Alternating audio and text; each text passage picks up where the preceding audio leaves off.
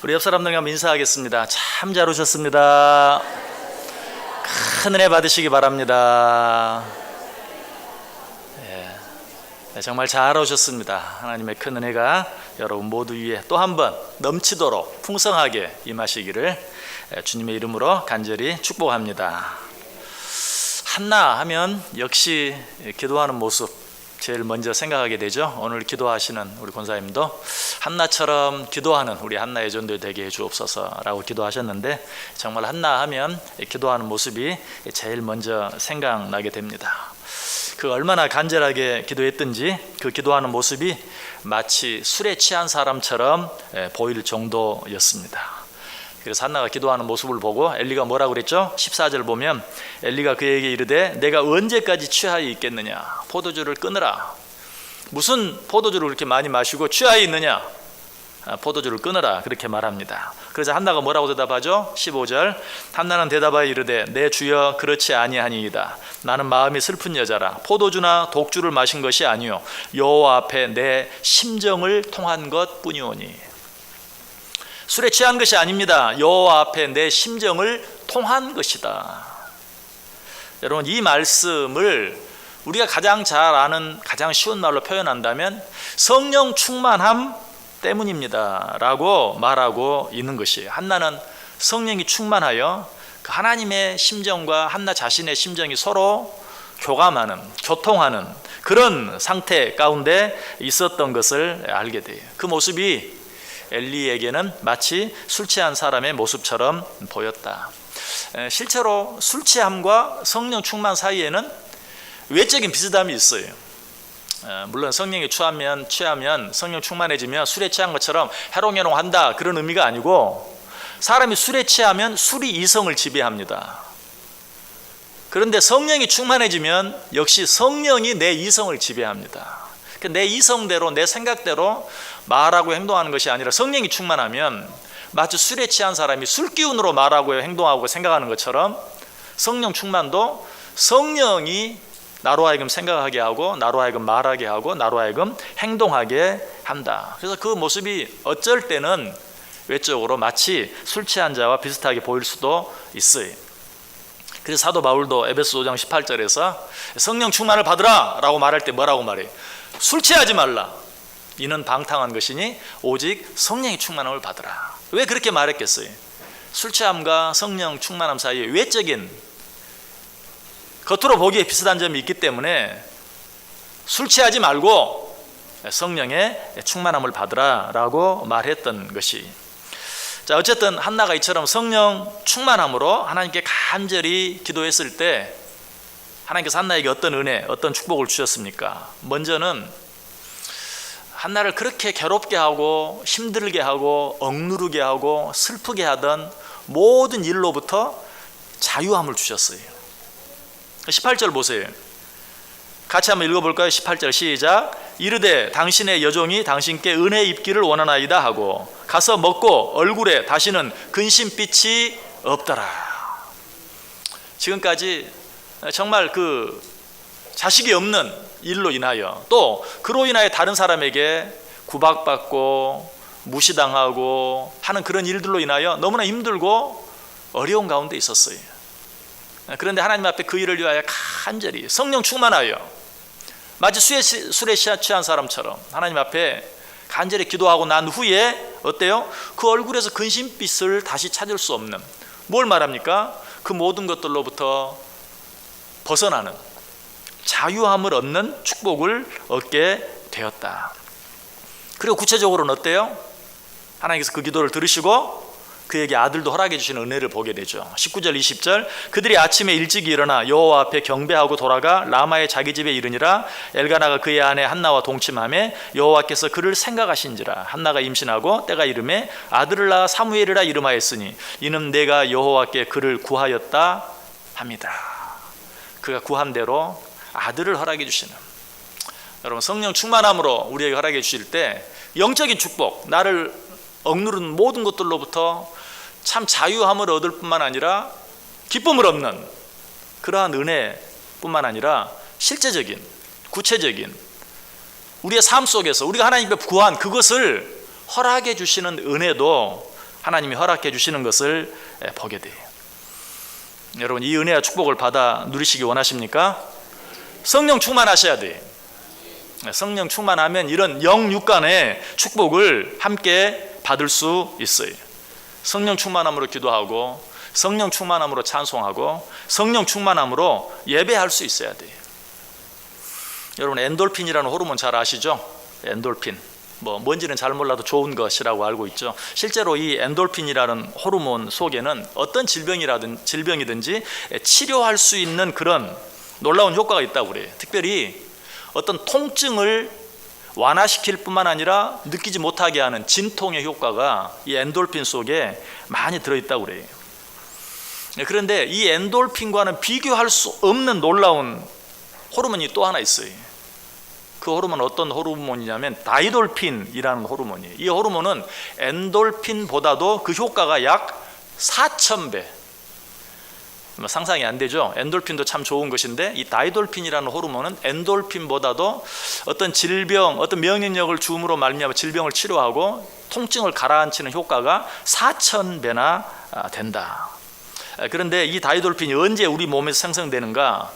마음에 어떤 큰 감동을 받았을 때, 좋은 노래를 듣거나 어떤 정말 기가 막힌 풍경에 이렇게 압도되었을 때, 또 전혀 알지 못했던 놀라운 어떤 비밀이나 진리나 새로운 사실을 깨닫게 되고 발견하게 되었을 때, 특별히 어떤 놀라운 사랑에 빠졌을 때, 이런 다이돌핀이라는 호르몬이 몸에서 분비되고 그 다이돌핀이라는 호르몬으로 인해서 우리 몸에 정말 큰 변화가 일어나는, 기본적으로는 면역력이 급히 정말 상승하는, 그래서 적극적으로는 내 몸 안에 있는 어떤 질병까지도 치료하고 어떤 아픔이 있더라도 잊어버리게 만드는 그런 효과가 있다는 것이, 그래서 이 다이돌핀이라는 호르몬은 기적의 호르몬이라는 별명도 가지고 있어요.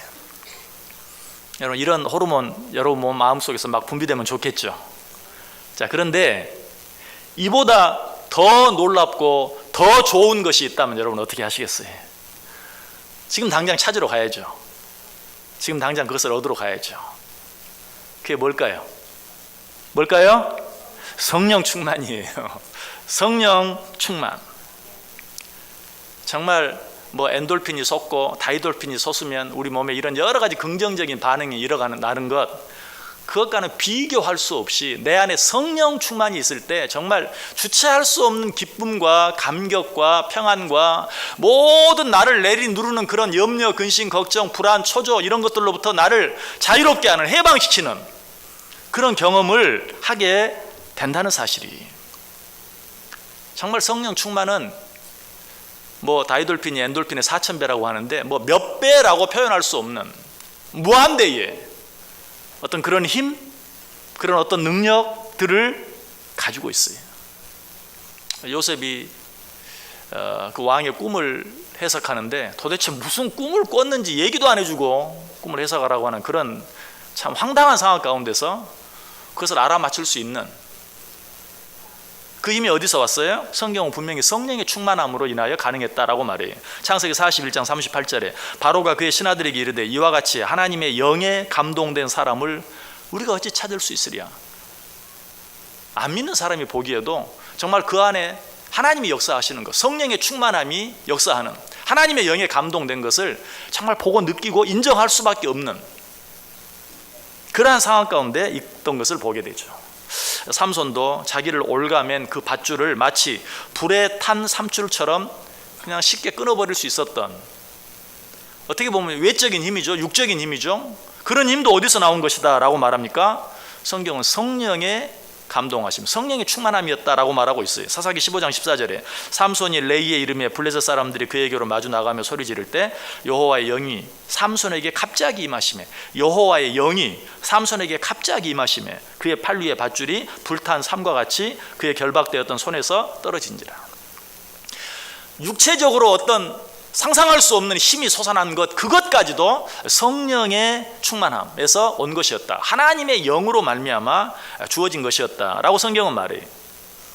사사기 13장 24절 25절도 말하죠. 그 여인이 아들을 낳음에 그의 이름을 삼손이라 하니라. 그 아이가 자라매 여호와께서 그에게 복을 주시더니 소라와 에스다올 사이 마하네단에서 여호와의 영이 그를 움직이기 시작하셨더라. 삼손은 어때요? 태어나면서부터 특별한 초능력적인 힘이 있었어요. 그 힘을 어디에서 온 것이라고 말합니까? 여호와의 영이 그를 움직이기 시작하셨다. 그가 태어날 때부터 여호와의 영이 그를 움직이기 시작하셨다. 성령이, 하나님의 영이 그를 주장했다. 그럴 때 그는 어때요? 초인적인, 초능적인 힘을 가진 그러한 사람이 될 수 있었던 것을 보게 돼요. 이외에도 인간의 힘으로는 도무지 이룰 수 없었던 일들을 성령의 힘으로 기적같이 이루어낸 일들이 성경 여기저기 많이 나오고 있는 것을 보게 됩니다. 자, 그렇다면 이처럼 놀라운 성령 충만을 어떻게 받을 수 있는 것인가? 이 성령 충만을 어떻게 받을 수 있는가? 여러 가지 성경에 나와 있는 여러 인물들을 통해서 여러 가지 방법들을 생각할 수 있지만 우리가 그 중에 가장 중요하고 대표적인 한 가지 방법을 엘리사벳의 남편이요 또 세례 요한의 아버지 사가랴를 통해서 한번 생각해 볼 수 있어요. 세례 요한의 아버지 사가랴가 성령 충만했다라고 누가복음이 시작하면서 누가복음 1장에서 말해요. 누가복음 1장 67절에 그 부친 사가랴가 성령의 충만함을 받아 예언하여 이르되, 엘리사벳의 남편 사가랴가 세례 요한의 아버지 사가랴가 성령 충만을 받았다. 자, 이 말씀만 보면 사가랴가 참 대단한 사람이었구나, 특별한 사람이었구나, 나와는 비교할 수 없는, 나는 그런 사람 곁에 갈 수도 없는 그런 사람이었구나 라고 생각할지 몰라요. 그래서 일찌감치 사가랴니까, 엘리사벳의 남편이니까, 세례 요한의 아버지니까 그럴만하니까. 그러나 물론 사가랴는 아름다운 믿음을 가진 사람이었어요. 누가복음 1장 6절에 보면 이 두 사람이, 사가랴와 엘리사벳을 말해요. 이 두 사람이 하나님 앞에 의인이니 주의 모든 계명과 규례대로 흠이 없게 행하더라. 참 아름다운 믿음을 가진 아름다운 믿음의 사람들이었어요. 그러나 그런 아름다운 부분만 있었던 것은 아니에요. 그런 사가랴 속에도 오늘 우리 속에, 내 속에 있는 그 연약함, 부족함, 불신, 의심, 이런 것들이 사가랴 속에도 있었어요. 하나님의 천사를 통해서 사가랴에게 말합니다. 내 아내 엘리사벳을 통하여 너에게 아들을 낳게 해주겠다. 그럼 우리가 생각하는 그런 사가랴 정도 되면 어때요? 뭐라고? 아멘, 할렐루야, 감사합니다. 나도 좀 그랬을 것 같아요. 하나님 그렇게 말씀해 주시면 꿈에라도. 근데 사가랴는 그러지 않았어요. 18절에 보면, 누가복음 1장 18절에 보면 사가랴가 천사에게 이르되 내가 이것을 어떻게 알리요? 무슨 말이죠? 그 말 어떻게 믿죠? 내가 늙고 아내도 나이가 많으니이다. 나를 봐도 그렇고 아내를 봐도 그렇고 어떻게 그런 일이 있을 것을 내가 믿을 수 있습니까? 그 순간 어떻게 됐어요? 벙어리가 됐어요.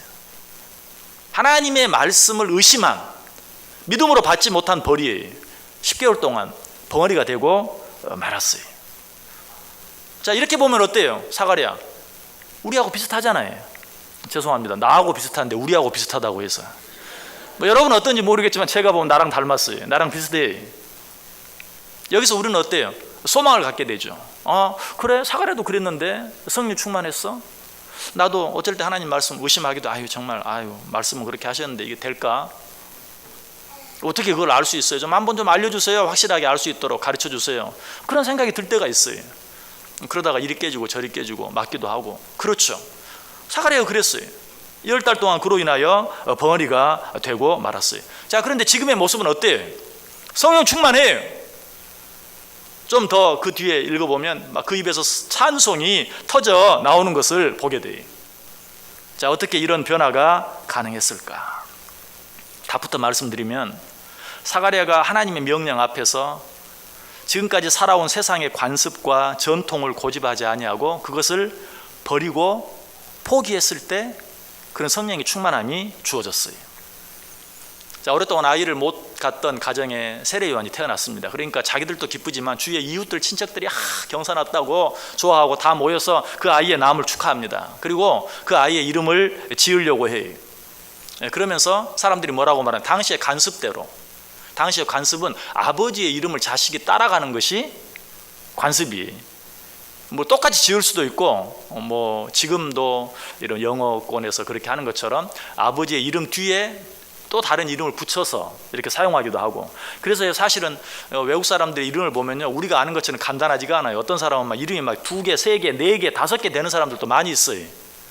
거기다 할아버지 이름도 붙이고 아버지 이름도 붙이고, 특별히 그 조상들 가운데 훌륭한 사람이 있으면 그런 이름들을 막 붙여요. 그래서 우리가 일반적으로도 first name, 또 뭐 last name, 그리고 또 뭐 있어요? middle name, 뭐 또 mother's name, 뭐 등등 여러 가지가 막 붙어요. 그런 이름들이 많이 있는데, 어쨌든 어떻게 이름을 짓든지 그 아버지의 이름을 넣어서 짓는 것이 당시의 관습이에요. 그래서 그 아버지가 사가랴니까 사가랴라고 하자, 그렇게 해야지 라고 물었더니 엘리사벳이 뭐라고 말해요? 아니다, 요한이라고 해야 된다. 전혀 뜬금없는, 도대체 요한이라는 이름이 어디서 나왔는지 거기 있는 사람은 모르죠. 근데 그 요한이라는 이름이 어디서 나왔어요? 하나님의 천사를 통해서 수태고지 해주면서 사가랴에게 네 아내 엘리사벳이 너에게 아들을 낳아주리니 이름을 요한이라 하라 라고 가르쳐줬죠. 그러니까 다른 사람들은 전혀 이해할 수 없는, 전혀 받아들일 수 없는, 용납할 수 없는 요한이라고 해야 된다. 사람들이 고개를 갸웃갸웃하고 뭐 요한이라고 한다고? 누가 할아버지 누구 가운데 요한이라는 사람 누가 있나? 없어요. 너무 이상해서 사가랴에게 한 번 더 묻죠. 근데 사가랴는 지금 어떤 상태예요? 벙어리 된 상태예요. 그런데 이 말씀을 자세히 보면 벙어리만 된 게 아니라 기머거리까지 된 것 같아요.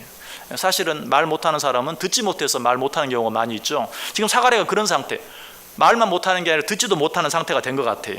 누가복음 1장 13절에 보면, 누가복음 1장 61절 62절을 보면 그들이 이르되 내 친족 중에 이 이름으로 이름한 이가 없다 하고 그의 아버지께 몸짓하여 무엇으로 이름을 지으려 하는가 물으니, 만약에 들을 수 있었다면 몸짓으로 할 필요가 없죠. 그냥 말은 못해도 사가랴 당신은 어떻게 생각하느냐, 뭐 당신 아내가 요한이라고 뜬금없는 이름을 얘기하는데 당신은 어떻게 생각하느냐, 말로 했으면 될 텐데 몸짓으로, 뭐 예를 들면 이름을 뭐라고 할 거냐, 저 애기 이름을 뭐라고 할까, 몸짓으로 물어봤다는 거예요.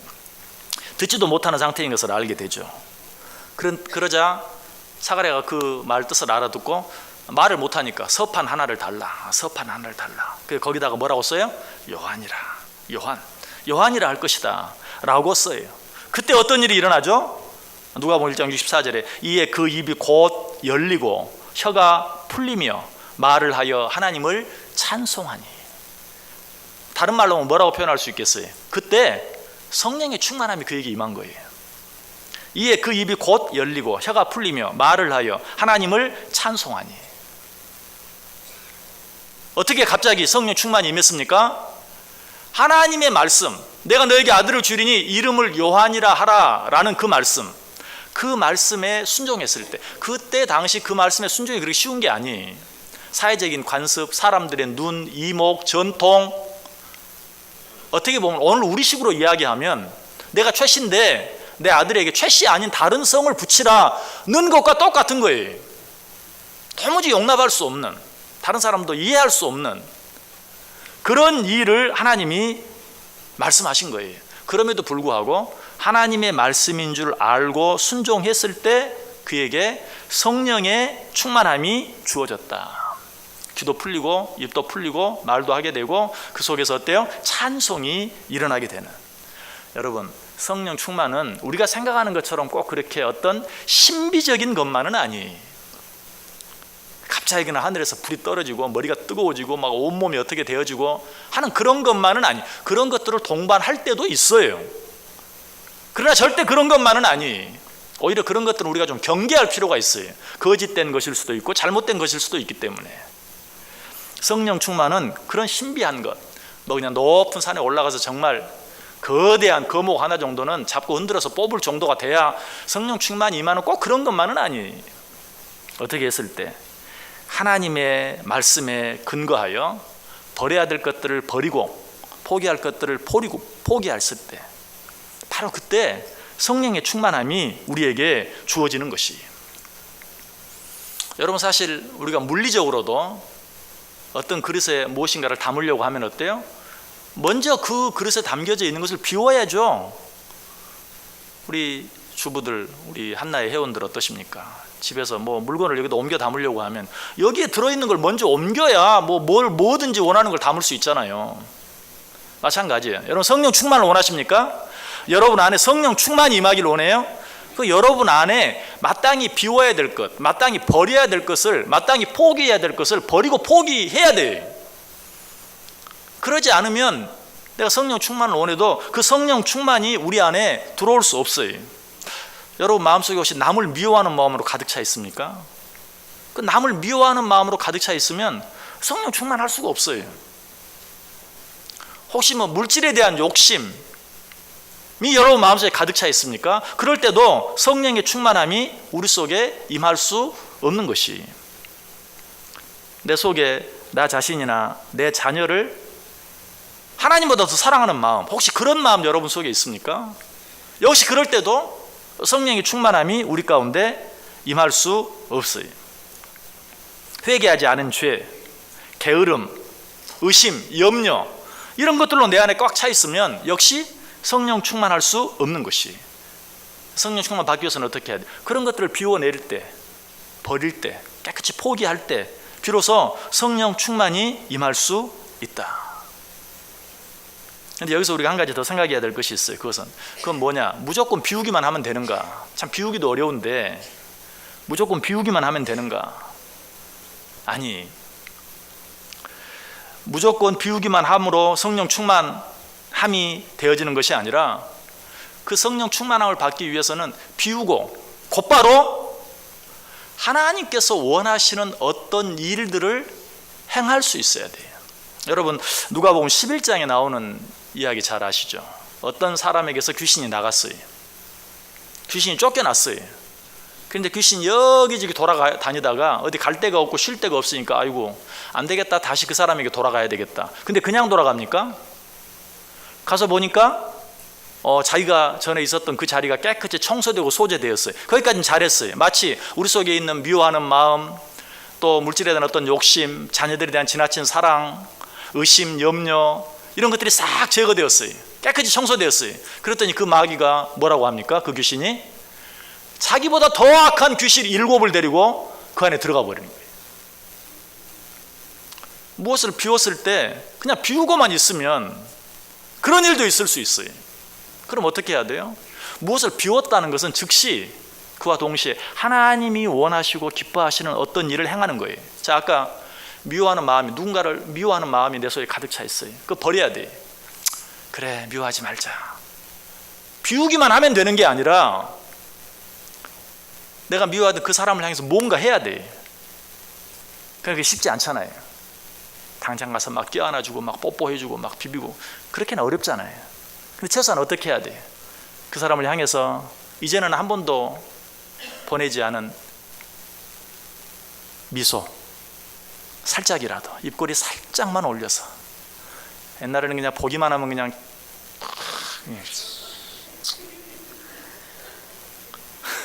이럴 때 한번 여러분한테 한번 째려보는 거지. 언제 보겠어요.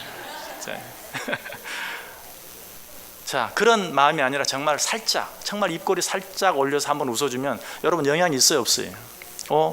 뭐가 달라졌네? 무슨 일 있었나? 금방 그 사람은 느껴요. 정말 나를 미워하고 보기만 하면 고개 돌리고 등 돌리고 하던 사람이 나를 향해서 한번 웃어주기만 하면 그런 일이 있어야 된다는 거예요. 그렇게 하지 아니하면 오히려 내가 저 사람 사랑해야지라고 마음은 다짐하고 속을 깨끗이 비웠는데 그 찰나를 이용해서, 사탄은 너무 잘 알거든요. 아주 진짜 영물이에요. 그래서 우리로 하여금 그렇게 하지 못하도록 자기보다 더 악한 귀신 7을 데리고 옛날보다 더 미워하게, 어떨 때 그렇게 가능합니까? 내가 그런 마음을 가졌는데 이 사람이 갑자기 나한테 와서 이전에도 하지 않던 더 심한 말 한마디만 해보세요. 그럼 그렇지, 내가 널 어떻게 사랑해? 사랑하려고 잠깐이나 마음을 먹은 게 잘못이지 하고 이전보다 더 7배나 더 미워할 수도 있는 거예요. 무엇을 비운다는 것은 그냥 비우는 것만으로가 아니라 비우고 나서 즉시 하나님이 원치 않는 것을 비워내는가 동시에 하나님이 원하시는 지극히 작은 어떤 일부터 시작하는 것이. 한 가지만 더 예를 들어볼까요? 자, 내가 물질에 대한 욕심으로 내 마음이 가득 차 있었어요. 그런데 어떤 말씀의 은혜를 받고 그래, 물질의 욕심을 비워야 성령 충만함을 받지. 그리고 그냥 물질에 뚝 떼어서 어려운 사람에게 기부했어요. 거기까지는 좋아요. 그런데 그냥 그것으로 비우기만 하고 그 사람을 사랑하는 마음, 또 내 안에 겸손한 마음, 이런 것들 생각하지 아니하고 그대로 잠깐 방치해 둬버리면 어때요?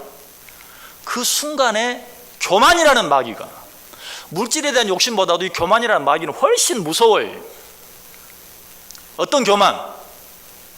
내가 물질을 뚝 떼어서 얼마나 많은 돈을 떼어서 구제했는데 하는 교만이란 마귀가 내 속에 들어와 가지고 그 자리를 확 차지해 버리는 거예요.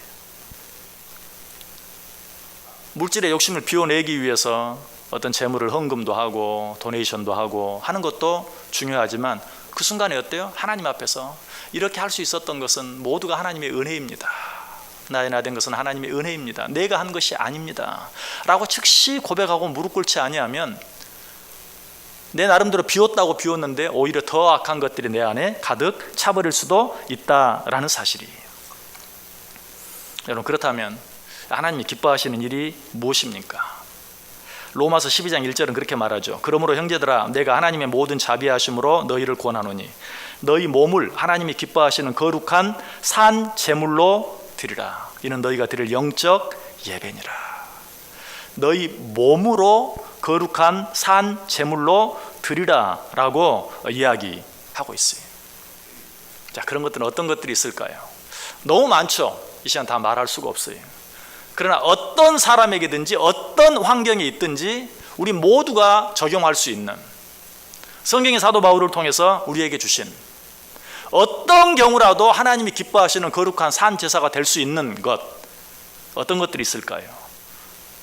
데살로니가전서 5장 16절, 17절, 18절에 있는 것처럼 항상 기뻐하라, 쉬지 말고 기도하라, 범사에 감사하라. 이는 그리스도 예수 안에서 너희를 향하신 하나님의 뜻이니라.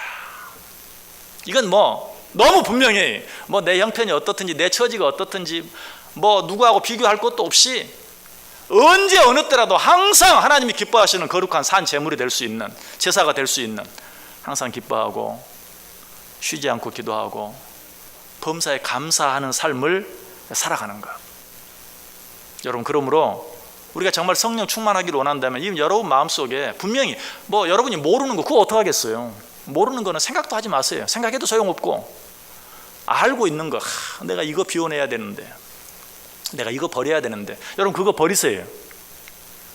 그리고 버리고만 있고 이제 하나님이 채워주시 기다리지 마시고, 내가 버렸으면 어때요? 즉시 하나님 앞에서 기뻐하고 기도하고 감사하는 삶을 살아보세요. 그렇게 해야 이전에 있던 것보다 더 악한 것이 내 안에 들어오지 않아요. 뭔가 좀 하는 사람들의 가장 큰 문제가 교만이죠. 정말 이것은 참 다른 어떤 것보다 더 무서워요. 그렇게 되지 않도록, 내가 그것을 버릴 수 있도록, 포기할 수 있도록, 내려놓을 수 있도록 은혜 주신 하나님 감사합니다. 기뻐하고 기도하고 감사하고 이런 삶을 살아보세요. 그때 어때요?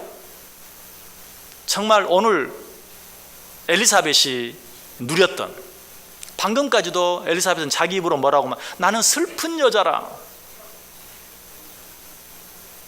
그런 하나님 앞에 간절히 기도했을 때 성령 충만함의 은혜가 주어지고 그 이후로는 어떻게 되었다? 그 얼굴에 다시는 근심빛이 없게 되었다. 자기를 억누르던 그 모든 것들로부터 자유함을 얻는, 해방되어지는 은혜, 축복을 그가 받게 되었다라고 말하고 있어요. 우리 한나의 전도 회원들, 성령 충만한 그런 회원들, 성령 충만한 그런 삶 살아가기를 원하십니까?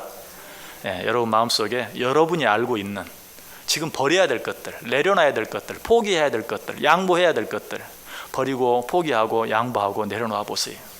그리고 그렇게 할 수 있는 것이 내가 잘나서가 아니고 하나님 오늘 말씀도 해주시고 또 그렇게 할 수 있는 은혜도 내게 주시고 그렇게 할 수 있는 환경도 주시고 여건도 주셔서 이렇게 할 수 있었습니다. 모두가 하나님의 은혜입니다 라고 하면서 감사해 보세요. 기뻐해 보세요. 그리고 하나님께 이전보다 더 악한 것이 나를 지배하지 못하도록 하나님 나를 붙잡아 주세요. 도와주세요. 기도해 보세요. 그렇게 함으로 정말 성령 충만의 은혜, 나도 알지 못하는, 방금까지 내 마음이 답답했어요. 목에 뭐가 걸린 것 같아.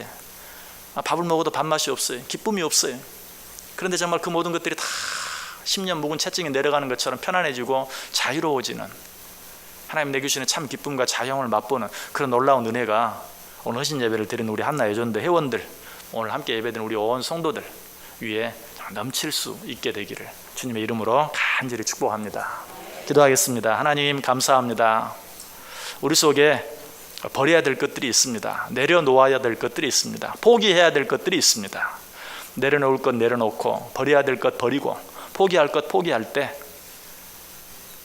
하나님께서 내게 그토록 주시길 원하시는, 내가 그토록 원하는 성령 충만함이 내 안에 가득하게 되어지는, 그로 인하여 세상의 어떤 방법으로도 내가 얻을 수 없고 누릴 수 없었던 하나님만이 주실 수 있는 성령 충만함으로만 경험할 수 있는 자유함과 평안함과 기쁨과 감사가 넘치는 오늘